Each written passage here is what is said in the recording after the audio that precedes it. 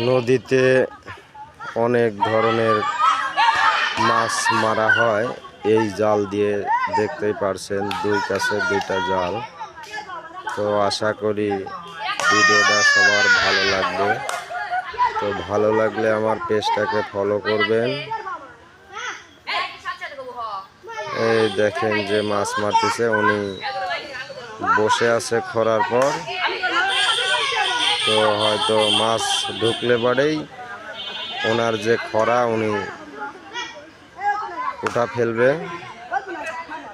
তো অনেক প্রজাতির মাছ মারা হয় এই খরা দিয়ে। হয়তো খরা টানবে এখন, দেখা যাক। তো ওই তো খরা এখন টানবে, দেখা যাক কি ধরনের মাছ তার খরায় উঠছে।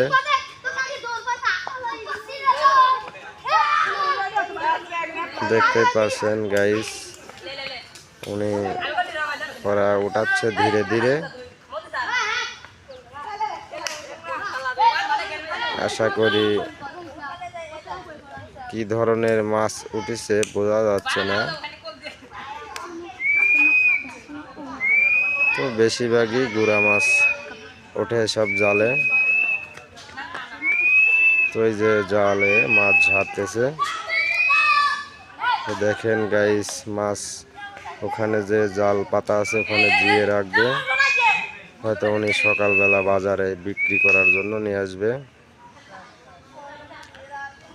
তো সর্বোচ্চ ভিডিওটা শেয়ার করবেন।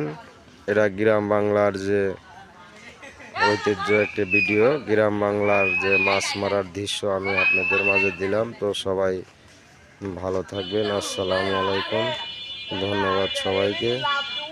দেখা হবে আপনাদের সাথে আবার কোনো এক ভিডিওতে।